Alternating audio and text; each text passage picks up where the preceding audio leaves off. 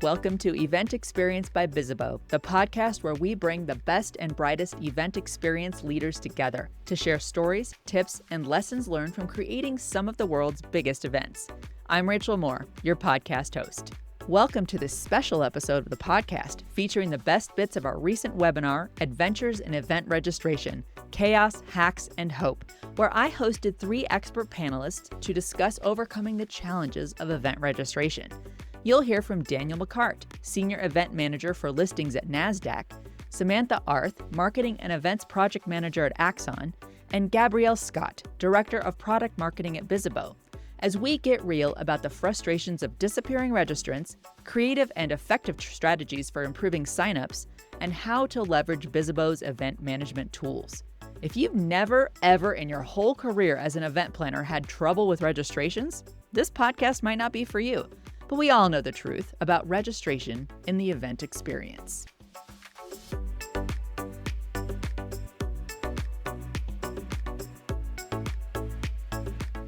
Everyone, we're so glad you're here. I'm especially glad you're here. I am Rachel Moore, and I'm the host of Bizzabo's Event Experience podcast, as well as being thrilled to be your guide through our webinars, which that's where you are, so you're in the right place if that's where you want to be. Welcome to Adventures in Event Registration, Chaos, Hacks, and Hope. We're going to bring all 3 for you today. This webinar will be available on demand for your convenience.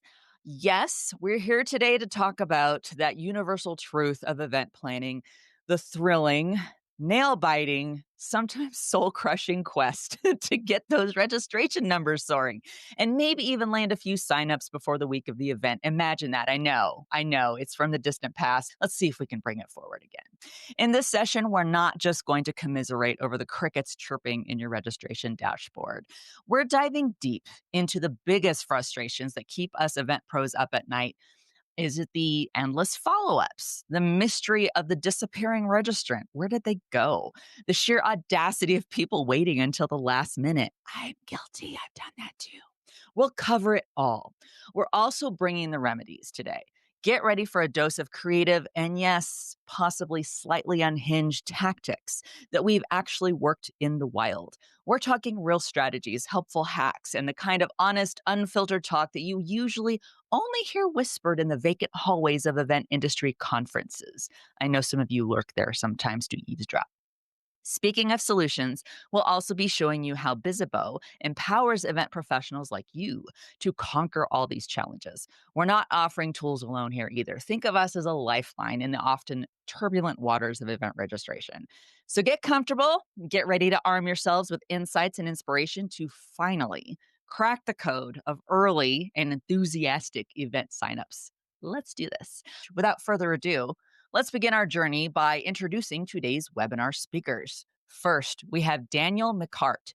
Daniel is the Senior Event Manager for Listings at Nasdaq, where he leads strategic event planning and execution for executive engagements and investor conferences across global markets. With over a decade of experience spanning Nasdaq, Onnit, and Thomson Reuters, Daniel brings deep expertise in executive experiences, field marketing, and demand gen. He is passionate about creating impactful experiences that connect industry leaders and drive those business outcomes. And for a long event day on the ground, Daniel is wearing, I've never heard of these before, Birkenstock Chelsea boots. They make boots, Daniel? They make boots. They make all kinds of shoes. I had no idea either. This is news to me. So thank you. Welcome to the discussion. Welcome you and your Birkenstock Chelsea boots. Thank you. Glad to be here. Of course.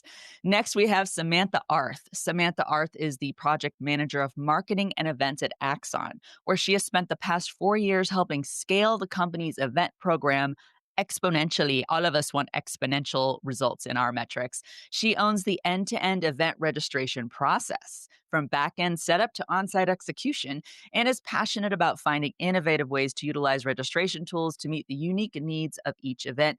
And her event day shoes are Hoka's, which are popular in my house too. Welcome, Samantha, to the webinar. Hi, thanks so much for having me. I'm happy to be here. Awesome. And finally, we have Gabrielle Scott. Gabrielle is the director of product marketing here at Bizzabo, where she leads go to market strategy and product storytelling. With over 15 years of marketing and communications expertise spanning the technology, professional services, and healthcare industries, Gabrielle brings a customer first lens to every initiative. She's passionate about translating complex product capabilities into compelling experiences that resonate with users. For event days, she's wearing Rothy's flats. I've not heard of those either, so I love it when I hear about new shoes. Gabrielle, welcome to our webinar. Glad to help. Good to see you. All right. Well, let's get started, shall we? We're going to tackle this first. So, the order of show today, we're going to do this first segment. It's going to get a little spicy. Okay. Emotions may run hot, reactions are going to be real. Pain, anger, chaos in that order. Daniel, I'm going to take this question to you first, but then we are going to go around the panel and we are going to hover on that registration poll we just saw.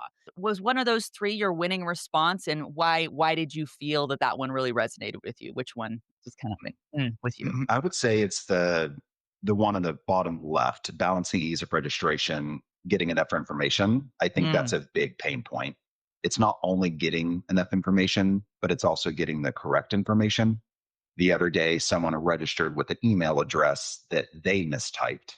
So it was a one of my team members. It was a wild goose chase to find out who this person was, and then it made it complicated because whenever you have to run duplicate searches, all of those items, I would say that's a big pain point. And then also just depending on the event, what partner you're working with, what venue, you have to get even more information. Maybe you didn't mm. know about in the beginning. So then you have to go back and then email everyone.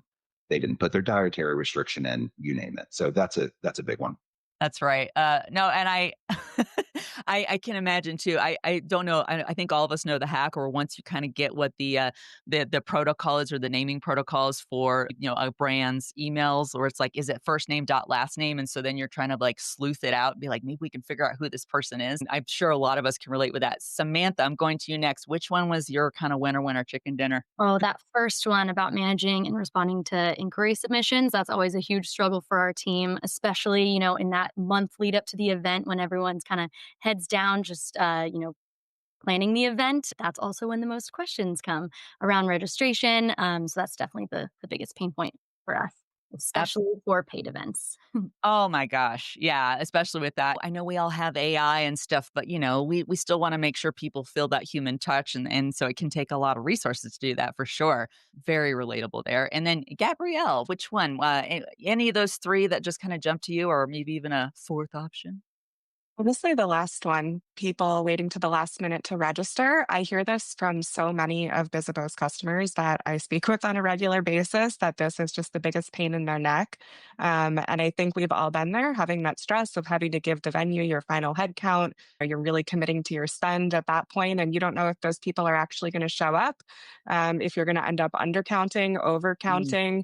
It's so hard to hit that nail right on the head. So I definitely feel the stress with that one. Yeah, exactly. And I mean, and we alluded to it at the top. I mean, I even stepped into the confessional and said, I do this sometimes. I think last year I registered for an out of state conference a week before it happened. And I'm sure that just made them, yay, I'm glad you're coming, but why couldn't you have decided earlier, right? Well, Samantha, I'm going to take this next one to you, from anger to pain. And just a reminder, I am going to go around to each panelist for this too. We're going to get all this venting aired out before we move on. I'd like to give each of you a chance to share your own pain point or points about registration. We obviously just had an opportunity to share, well, here's what I aligned with as far as like which one of these kind of bubbled up to the top from the registration of this webinar. And we might have some shared feelings in common, so there'll be no shocks there. But let's get real, go unfiltered. This is venting session. Let loose about what's wrong with registration. Samantha, what is wrong with registration in your mind? Yeah, so really that first answer hit it on the head, the management, and I kind of mentioned it, the for paid events, managing payments, who has paid, who's offline, who's online, finding a way to just kind of keep all of that on track and sane, along with all the other event planning and registration components. That's definitely the hardest.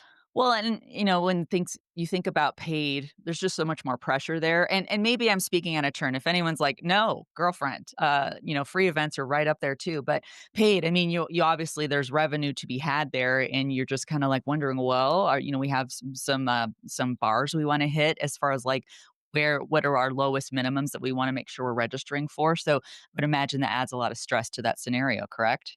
Yep. Managing the revenue aspect of it, but then also, following up offline for the invoice payers, working with our finance team, tracking it all in a way that makes sense. Definitely. It's Yeah. Gabby, I'm going to go over to you next. What about you? I know again we kind of tapped into one of those that what came through this registration of this webinar, but what else? What other pain points you're like, ugh? I think it's just really hard to feel like you're breaking through the noise and getting to people, right? Everybody's inboxes are cluttered. Everybody is getting content thrown at them left and right. So I think that's one of the hardest points is, how can you tailor your own communications, your own promotion so that you're actually breaking through? To me, that's one of the biggest challenges. Daniel, going to you. What about you? And again, feel free to vent forth here. Other pain points around registration where you're just like, man, this just gets me every time. Well, I would add to what Samantha said, paid events. I don't do paid events. Someone else on our team does. Ooh. Those can be rough because it's people's money. So when that's involved, people get a little spicy. So luckily, I work on free events for the moment. I would say a big pain point that isn't so much a pain point anymore for us, actually, is now that we're using an event software, like an event management software, it helps a lot. Before then, we were working with the marketing operations team. So, our internal teams that handle creating the registration page, creating all of those items. They have to be aligned with brand, with what other departments and business units are doing. And then also, not only is there a lack of flexibility, was there a lack of flexibility, but there was a lack of timeliness that came with creating those items. A specific story that I'll tell is that we hosted a really large reception at the Texas Governor's Mansion. We were doing a remote bell, which was really cool. If you haven't ever seen a Nasdaq bell open or close like a remote bell, they're really cool. We did a remote one for Instacart, etc. We were doing this reception, and part of it is you have to submit all the names to the Texas Governor's Mansion slash the patrollers, the state troopers kind of office that manages the Yeah. security. And it has to be exactly as it's written on someone's license. So imagine if someone shorthands it, what have you. But the way that our registration was set up, it would sync with Salesforce. So the data that I would actually type into the registration page might not be exactly as I entered it because it's using a contact record. So I had to go in and manually look up 72 people in the metadata. This is like 20 clicks per person. Oh, Make sure it's right, copy and paste. It's crazy. Now, I figured out after that, there's a way to change the form to where it enters exactly as it is. So, of course, I found out later. So I flipped that automatically. But that was a very big registration. oh my gosh. Yeah, that is wild and so relatable. How many of us have had to well, I guess I'm going to slog through a bunch of manual data checking because I got to make sure, especially in that kind of instance, and you have no choice, and you're just like, yeah, got to make it happen, and that's valuable time that now is no longer yours because And the you've got last to. thing you want is a guest to go up to the security desk at the Texas Governor Mansion and be like, this isn't your name. They're like, yes, it is. I promise. So, yeah. Well, and it was funny because, even when we were talking about this webinar, I was asking, does anyone go by a nickname? Can you imagine? Because, if anyone be like, well, this is what I go by, and it's fine. And it's like, it's not fine because it's not what's on your Right. license. I'm sorry. Oh I my promise gosh. it's my middle name. I just go by my middle name. It's okay. Mind numbing. When you talk about those paid ones, hard to have proper backup to push for paid sponsorship and exhibitor opportunities if we don't have real, tangible historical data. So, yeah, sponsorships being part of it too. It's really hard when all these registration numbers, when we maybe don't have the data soon enough, don't have historically and stuff, and just having to be able to showcase that and convince people to hop on board. Just you all are bringing up some really great points, panelists and attendees included. And Gabrielle, I'm going to come over to you next. Now we're going to get into, and this might still stay spicy, I hope. We want to keep it real here. What is the craziest thing you've ever done for registration? Like, we want, anything you did that was out of the box, tactics that earned you major bombastic side eye. People are like, are you kidding? You're going to try that and you did it anyway. Or possibly ideas that made a vendor or partner go, excuse me? So, yeah, what do you got? I'm not sure I have any stories that would get the Texas State Troopers to tackle me. Nothing quite that spicy. I would say the most creative, sort of out of the box thing I did was years ago. I was organizing a large in person conference for global attendees. We were down in Miami, and we were really trying to get people to register early, as we talked about. Obviously, trying to get those registrations in the door early. So what we did was we actually sort of put a promotion out there that if you registered by the early bird deadline, we'd throw in an all expenses paid weekend at the same venue, at the same hotel. So you could extend your stay. And it turned out there were quite a lot of people who, wanted to bring their spouse down for the weekend or whatnot. And so I think the conference was Tuesday through Friday, and we extended them Friday through Sunday. And we had people enter for a chance to win. And we actually did see a higher percentage on that early bird registration. I don't know if causation is correlation, but it seemed pretty effective and people thought it was a really fun idea. I would have done that too. If you have a chance to like, and my spouse would have also been like, yes, you're doing that. So I love that you're adding almost that pressure of like, okay, somebody else that they're close to is going to want them to do this too. That's really, really inventive. I love that you did that. I want to give Samantha and Daniel opportunity. Anything spicy that you've tried that's like, okay, hope this works. And maybe it did. Something that we've done on the back end that's kind of crazy to think about is we had an event that had over 30 different registration flows to really like personalize and make the registration experience very easy for the front end user so that people could select which state they're in and then the tickets that align with that show up. So crazy just because it was a big thing to set up on the back end but gave the customer the best experience possible. That gets down to like what it might be manual to set that up, but worth the payoff in the end, right? And to make sure that, yeah, that they're getting that custom experience. Daniel, how about you? Anything? And again, it's kind of hard to top the Texas State Trooper thing. Yeah. Well, I mean, Gabrielle, I would send me the link because I'd love to sign up for a trip. No, I was kidding. I would say in my former life, did fall trade shows. That's what I did for years. So like 70 trade shows a year. It was crazy. Going to Vegas 7 times in 1 year, over the course of 4 months, isn't a vibe, especially when one of those was in September. But during one of those shows, we did registration signups and we did at the actual booth like a trivia challenge game where the top 10 winners got to win like $100 gift card, which trade show gift cards, money, of course, it's going to drive people to the booth.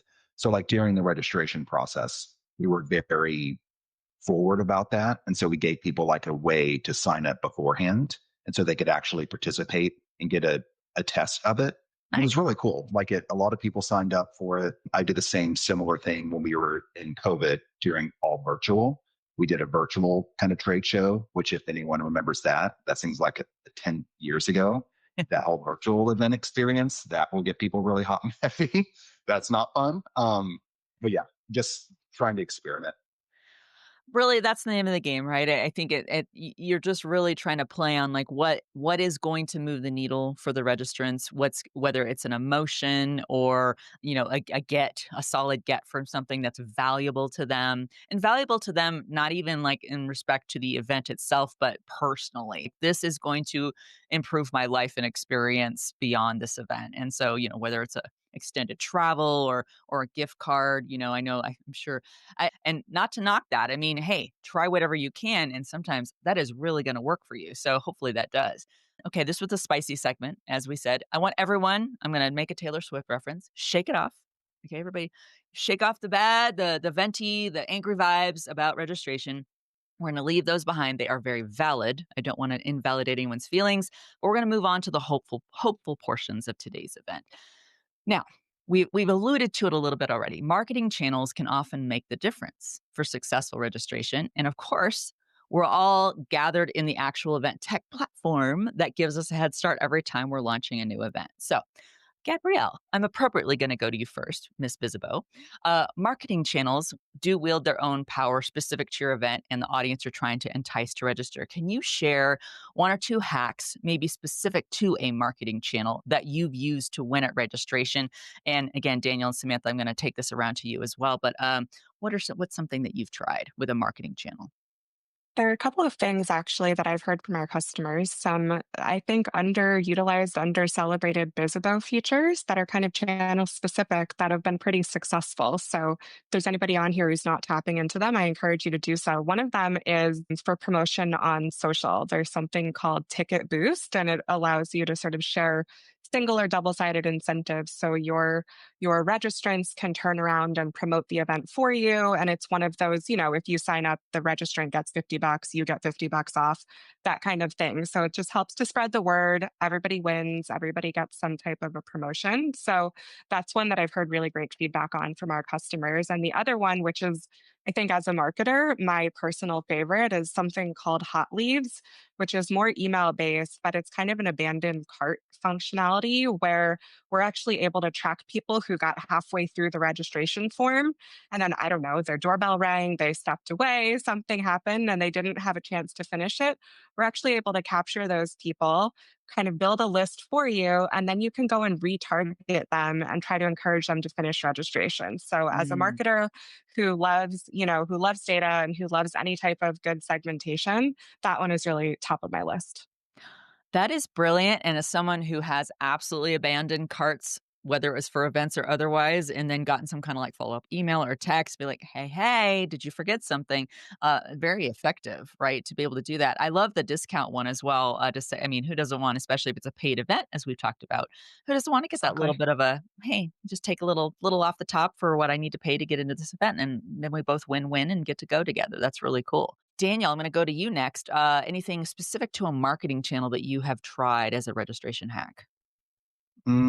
I would say, I mean, I like what Gabrielle said about metrics, utilizing kind of the metrics, within Bizzabo, you can do this. Other platforms, you can, of course, do it as well. But just using a software whenever you're going, inviting people, looking at who has registered or who hasn't, that data is very insightful when it comes to follow up, right? Because a lot of the times, us as marketers, we're not doing the actual follow up. It's going to be our sales teams that are reaching out to clients and reaching out to prospects, regardless if the event's paid or not. So, giving and having that insight to give to them, I think makes a big difference. And you can have something else to reach out to them. If they're not like responding, if you don't know if they're following up, I'm like, hey, 20% of your folks opened the link, but they didn't register. You know what I Mm. mean? And it gives us more insight when we're creating registration, when we're going about an event, A B testing, let's say, to be more creative. Yeah, it makes a ton of sense, and, God, we all love talking about data. We're big fans, because this is a whole big engine. We were just talking about retargeting with Gabrielle and, how you need that data that can actually help you move the needle to get those registrations to the finish line and, use whatever pressure you can around to say, "Everybody do this together, let's go on." Samantha, how about you?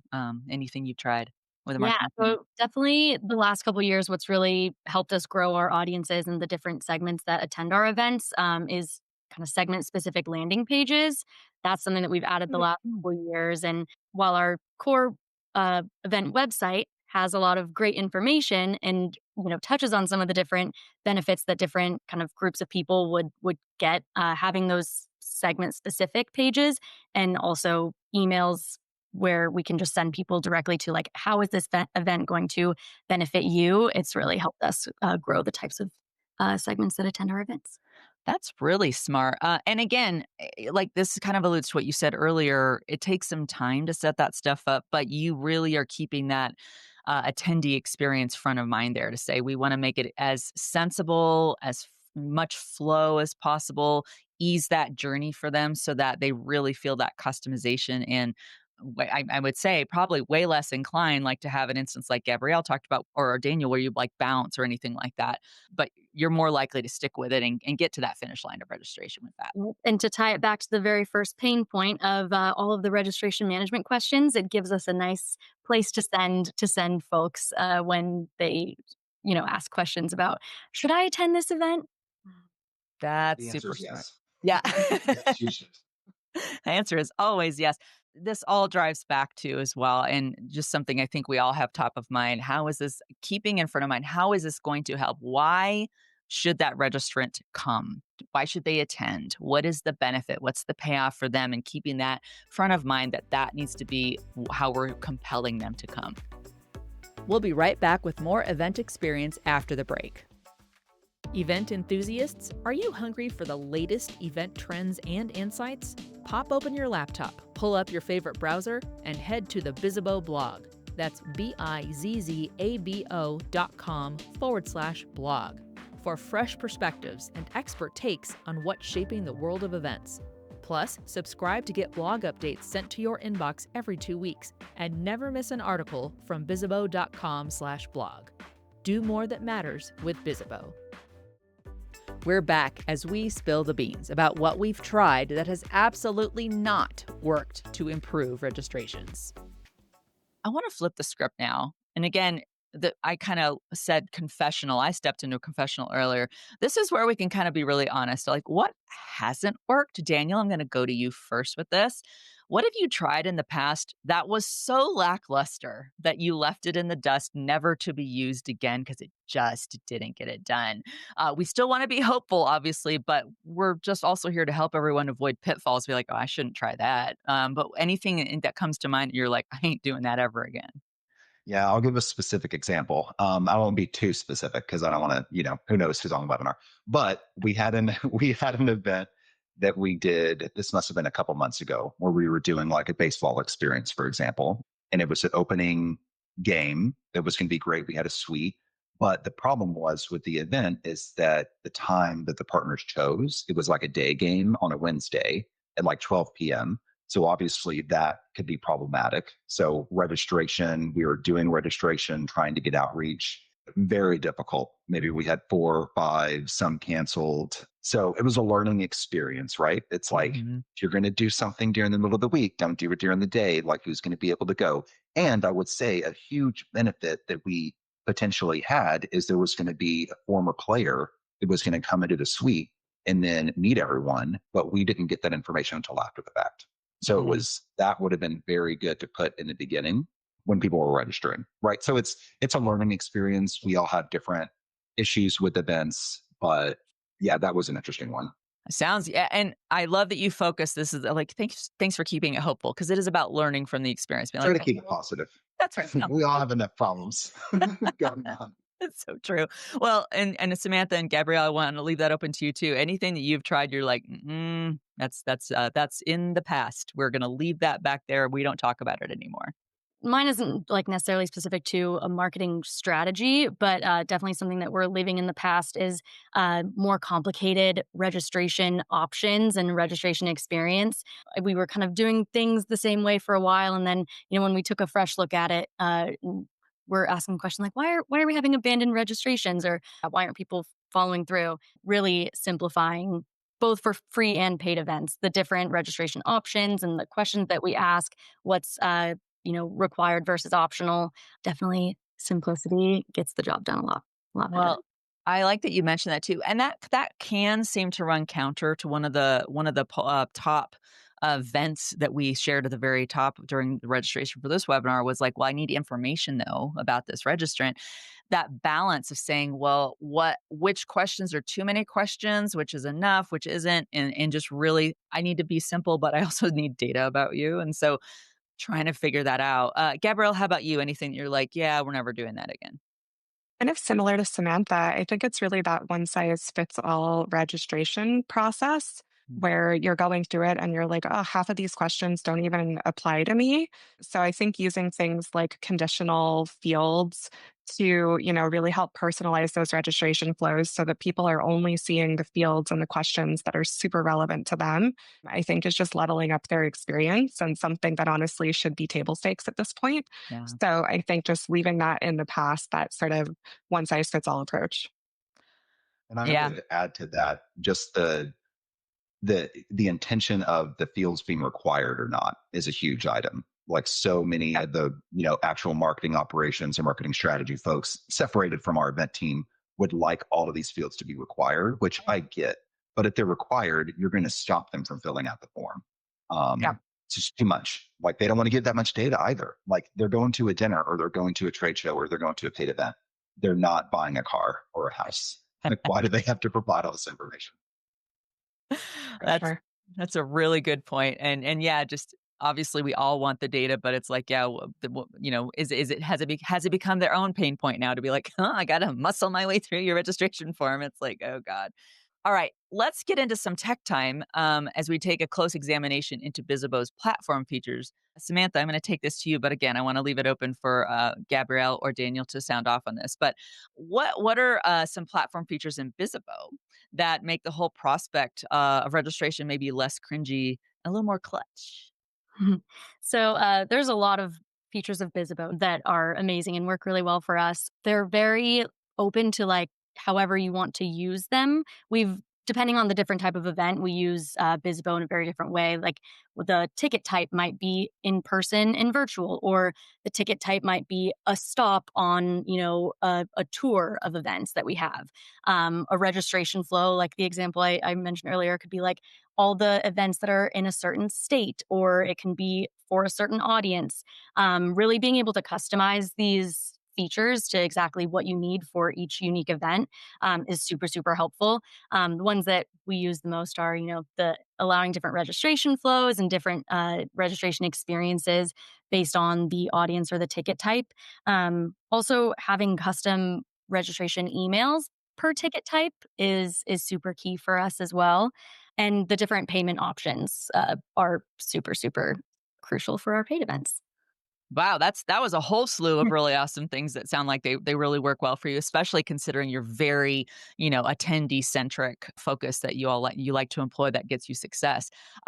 Gabrielle, wanted to give you or Daniel a chance to sound off too. Anything that's like, oh my God, I'm so glad this feature exists. Sure thing. I've heard from a lot of our customers that the branding options that we have related to registration really make a difference for them. You may not think of that as something that's really going to drive it, but the fact that the registration can either be on your own website, it can be a widget that you drop into your own hosted website, the fact that you can customize the look and feel of the form itself.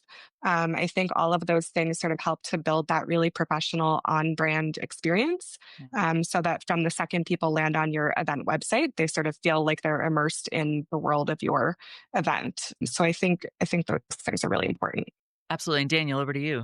Yeah, I would agree. Brand perspective is a really important feature. Just being able to customize the page. I mean, you can go crazy if you want to. You can use the embedded features, but you can also use like CSS, like custom HTML, and really get your creative team involved if you need to. I didn't go that far. We kind of in a middle ground. But I would say for me, one specific use case that's been very useful is we're planning a larger event in like Aspen, where it's going to be just pretty bespoke. People are going to be driving there. We're going to be busing people in, but it's a +1 event where people will be bringing their +1s. So capturing guest registration can be even more difficult than capturing actual attendee sign up registration. So we did a workaround essentially where we are able to have them fill out their form. At the top, it says, once you click next, then you'll be able to add in your guest registration, and it duplicated the form essentially in a separate way. So that way it brings in the attendee or the guest as a separate attendee versus just adding on data to that person's registration, which is what I had to do in the past. Then you got to go through, look at it. That's a little vent for 2 seconds. Then you have to go in, add that data to a separate line in Excel. But this allowed it to aggregate normally as if they had registered themselves as a guest. So I think that's a very powerful use case that we found. I'm getting flexibility here from a lot of what y'all are saying. Like based on what you need to do, it lets you do exactly the extent that you want, which is really great. And who doesn't want that? Because like you said, we all just gave examples of very different events, very different types of events, types of registration, and it's all doable. We're going to keep on speaking about the Bizzabo platform in this next segment. And who better to hear from than someone who has a proven strategy using all of the tools and tactics, including some of the ones we just talked about, at their disposal to achieve registration goals. Samantha, I am going to take this one to you. You're the one I'm talking about right now. We'd like to delve into different strategies needed to deliver for B2B versus B2C, free versus paid, VIPs versus general admission. Can you help us by highlighting your varied approaches to these types of events? And I know I just gave you a whole swath of different kinds of events, but yeah, how do you make this work and get the registration goals done? Yeah. So we usually start with talking about what do we want to achieve, right? Like what do we want to gain, and what do we want the experience to be like? And before we even go into Bizzabo, because having an understanding, like, okay, this is the type of information we need. How would it make sense to segment these different registration types out? We kind of do all that thinking and determination outside. And then once you have a good idea of that, going then into the Bizzabo platform gives you kind of like a more of a blank slate versus just starting and then being like, wait, should I have done the other event type? Because now that I'm building it, I'm thinking of this. So really, there's a lot of different approaches. I kind of mentioned it, but there are times where we use ticket types for different types of attendance, or there's even been times that, we've had B2B events where we are only allowed to have 4 representatives per company, and these are the 20 companies, and so we've had ticket types with those limits per company, and we've really kind of done a lot of different things here. But using the hidden tickets for the VIP versus general admission has been huge, and the ability to attach kind of the promo code for either a hidden ticket or just a ticket discount and send someone that specific URL so that they can register appropriately is huge as well. Gosh, and that, like we said, flexibility, but you really are tapping into all these different nooks and crannies, really, of Bizzabo, the platform, and all the things that let you customize that experience, and right down to the ticket tier, ticket type. Again, if there's paid, if there's free, and I think we've all been to events where there's maybe both in those. Sometimes they're paid and sometimes they're free. So I think that's super cool. And then Gabrielle, I want to take this next one over to you, and you can feel free as well to opine a little bit on what Samantha just said, but I'm going to kind of tap into something we do on the podcast. So I mentioned I help host and produce the Event Experience podcast, but I always ask each guest for a single piece of advice. And that's really tough sometimes to ask anybody, because I'm looking back, we talked about you have a very vast career. There's a lot of advice you could give, but I'm asking for like one piece of advice plucked from that entire career of experience that you'd like the audience to take away with you today. Let's get specific in regards to registration. And if you want to give more than one, that's okay too. But what and Daniel, just get ready. You and Samantha, I'm going to ask you the same question, so I'll give you a little more time to think about it. But Gabrielle, what is one piece of advice that you think this audience today on this webinar should take away regarding registration that you've learned in your career? It's sort of an oldie but a goodie, but I think really tapping into the power of your network. I think for an event that you have speakers, you have sponsors, you have so many different stakeholders involved, get those speakers and sponsors involved in spreading the word for you as well. If you have speakers lined up, ask the speakers to share that they're speaking at the upcoming event. Maybe they have a special promo code. If you have sponsors, ask them to share that they are attending that next event. Every person that you can get to spread the word for you just kind of extends the reach of your network further and further. And it's all usually free. So, it's an oldie but a goodie. It's not the most high tech option, but I really do think the more that you can get people to kind of just spread the word and expand the reach of your community, the better. And I think you see those dividends in your registration. Excellent. Thank you so much for that. That's great advice. Samantha, I'm going to pop back over to you for your advice, something you can hand over to the attendees to take away today. Yeah, I'd say that my number one piece of advice would be to imagine yourself as the person registering. So we're the ones that, setting it up, right? And we're the company, and we know exactly what our goals are, but don't build registration based on that. Start with, if I were registering for this event, what would I want that experience to be? And if you think about that as you're setting up the questions and the website and your marketing channels, that'd be my one piece of advice. It's really, really solid advice. Daniel, over to you. What do you have for our I attendees? love that one. To piggyback off of Samantha, putting yourself in those shoes, but like also if you had a registration page or a form, use it and open it up on every different device that you have. Like imagine yourself no matter where you are, like looking on your phone, because even though like Bizzabo and other event platforms, they scale according to where you are. Look at it though, because you just need to make sure and also think about, is someone using dark mode? Is someone using light mode? Like those are all different elements that come into play. My original answer is similar to Gabrielle. I would say similarly, be really close with your sales teams and the folks that are going to Mm. be sending the invite. Stay connected at the hip because the more you're connected with them and the better the relationship you have with everyone across the business that is involved in the event, it's going to give you more ability to say, hey, let's do another push. Like Mhm. let's continue inviting, etc. Right. That's what I found. The stronger the relationships I have with my regional team, with my other team members there, like East Coast, South, West, it makes such a huge difference Nice. when those relationships are strong. And then it it just brings a whole new element to the entire situation. Yeah, I think that makes a ton of sense. And, we talked about this too. Registration is one metric of an entire event, but there's data you're gathering, there's an experience you're creating, there's business you're trying to conduct. And knowing that those teams are, they're part of that and they're going to benefit from that for their own, for what their goals are for the business, but all of you are. And so, yeah, the relational part of it. And again, there's been some common themes we've talked about today: flexibility and the features of a platform, relational, and trying to make this a very attendee centric experience, and all the teams that are required for that. Daniel, I had a question I was going to ask you, though I think we kind of answered it already, but I want to still give you opportunity. I'd asked you earlier because you already shared some of the features that you think are really helpful in Bizzabo. Anything else that you want to add about Bizzabo's awesomeness for, especially when it comes to like registration and making that attendee experience exceptional? Yeah, kind of what we talked about before. I just think flexibility because I know probably a lot of people on the webinar now or others that will listen later all have the big pain point of not using maybe an event software at the moment.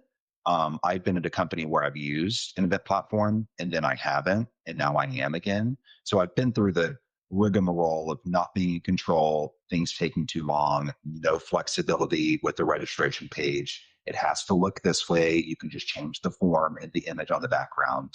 Like it was very antiquated, very old school. And then, we switched and got an event platform for us that we do so many events, like over 200 a year. I was Mhm. like, we have to get something. This is crazy. Like, we have to have flexibility. Our team is getting too big to not be in control of the Yeah. situation. So I would say that, and that's a general kind of statement about event software, Yeah. is that not using it is hard, and be an advocate for yourself and your team to go and then realize why it can make your event program 10 times better. I want to ask a really quick impromptu question. This should be fairly easy because you can give a range. You mentioned you do over 200 events a year. Samantha, how many events are you doing per year? Oh, so probably around 200. We have a couple that are hosted, like our own conferences. But as far as events that we attend, it's in the hundreds. Woo! Gabrielle, how many events is Bizzabo even helping with each year? Do we remember? Oh gosh, hard to say. Each year on Bizzabo, thousands. I think last year I want to say it was 4 or 5 thousand events that we supported in a year. Wow. Just off the top of my head. So I know each year we're supporting, couple 100,000 attendees and registrants. And so we're super aware of like every one of those individuals that's coming through a Bizzabo powered event and coming into the platform. And so it's humbling, but also really awesome to see those numbers come through. That blows me away too. And you think about each and every life in there. It's like that's an attendee Exactly. who's going to go have an experience and supporting it. Whoa! So that was And that's just a why little. we all just need to take a breath I know. because I think we Yeah. forget that we do so many events as event marketers every year that it's challenging, and just stay calm. It's going to be okay. It's Yeah. fine. Keep calm and carry on, especially if you're using Bizzabo. But yeah, absolutely. Amazingly, that is all the time we have for today. Thank you, everyone, for your amazing questions. And also, panelists, thank you so much for your insights. Speaking of which, let's all extend our heartfelt thanks to our distinguished speakers: Daniel McCartt, Samantha Arth, and Gabrielle Scott. We are so grateful for your time and knowledge today, letting us vent together and letting us hope together. It was great. I'd also like to express our appreciation to our wonderful audience. Before we do part ways, a quick reminder that this webinar was hosted on the Bizzabo Event Experience OS, showcasing the power of innovative event technology. Thank you once again for joining us, and we look forward to seeing all of you at our future events, and we look forward to registering and having better registration at your events. Have a great day, everyone. Thanks again to Daniel McCartt, Samantha Arth, and Gabrielle Scott for joining us on another great Bizzabo industry webinar. And thank you for listening to this special version for the Event Experience podcast. If you're enjoying the show, we'd love to hear about it. Connect with us on social and subscribe, rate, and review us wherever you're listening. Also, don't forget to share the show with your colleagues and friends. You can find transcripts of each episode and key takeaways on bizzabo.com/podcast. On behalf of the team, thank you. We'll gather again soon for a new episode of Event Experience.